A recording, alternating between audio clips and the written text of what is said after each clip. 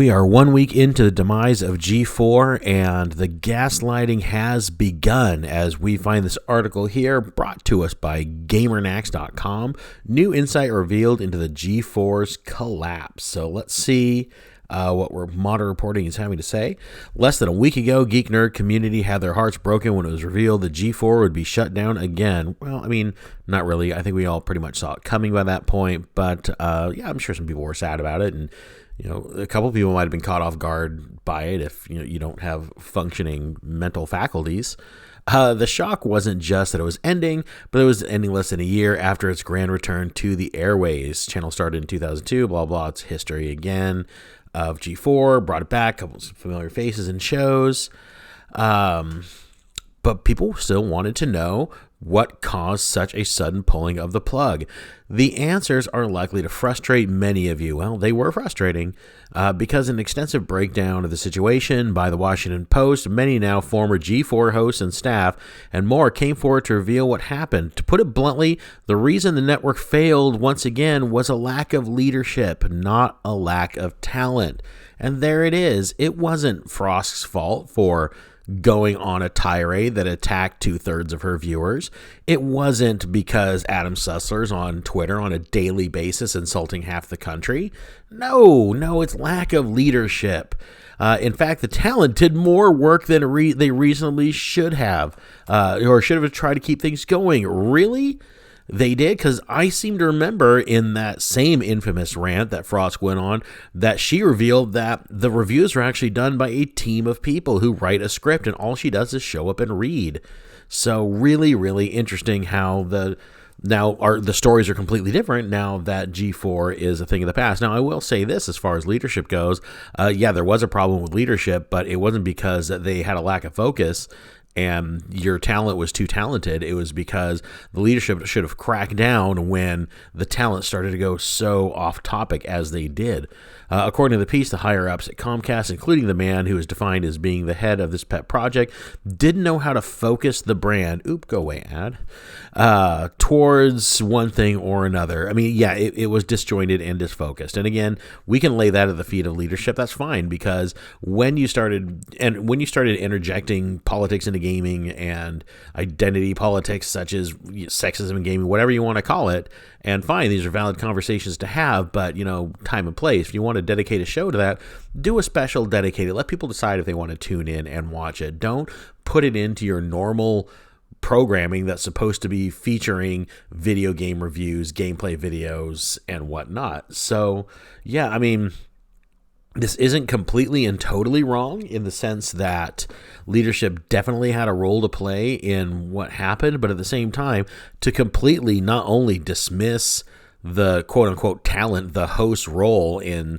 the sinking of G4, and then to heap a bunch of praise on them, say, oh yeah, they worked even harder than any human being should have been capable trying to keep G4 on the air, is absolutely ludicrous. And then it goes on, G4 came out when the internet really wasn't that big of a thing, which is true. Like I said before, the gaming review and gameplay video space hadn't really come together, hadn't been created yet, and G4 was one of the first to set foot in that area. But as the network back on Comcast continued to go, that space on the internet grew and grew until eventually G4 wasn't needed. Now, it says here that basically the end of the synopsis of the article is that G4 was destined to fail because the model that they tried to put out there just is irrelevant now in the world of streaming and in the world of online gameplay and everything else. But is it really? I mean, break G4 down to its core. Video game review and video game videos, if done well, are exceedingly popular. And G4 was a very well-funded, well-put-together organization. There's really not a lot of reason that this should have failed. I guess you could maybe try to make an argument, the expectations were maybe set too high. Oh, okay, we can have that conversation. For as much as they invested into it, to think that the return would maybe be as great as they'd hoped, that could be something, but I don't think that's something you would learn in a year. Because after a year, if you look back at the books and say, hey, we're not making the money we want, you could still make cuts, you can make tweaks, or you could expand your programming to try to get more of those advertising dollars or whatever it is that you feel that you're lacking.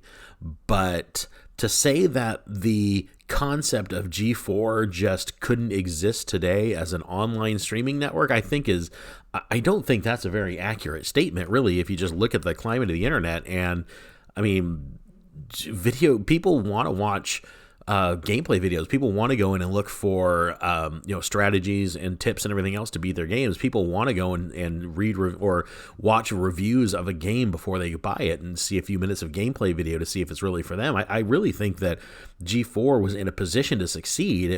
It failed because of the people they brought in. So in complete contrary to what this article has to say, I think that I still say the primary reason for G4's collapse is, one, the talent that they brought in and their ability to just be divisive rather than trying to build your audience. It's, as I said before, if you're going to go out there and you're going to have people that are going to be saying things that literally insult or attack half the country. When you're Adam Sessler and you go on Twitter, and again, his words, not mine, say that he is in favor of all Republicans being forced to drink a glass of piss, well, you're not going to have a huge selection of people to try to pull an audience from at that point when half the country's, you basically just told half the country to F off. So, yeah, I said before, I don't think Frost and I don't think Sessler's Twitter account and the other hosts are the primary reason or the only reason for G4's collapse, I should say. But I would say they're probably, out of all the holes that sunk that ship, probably two of the biggest.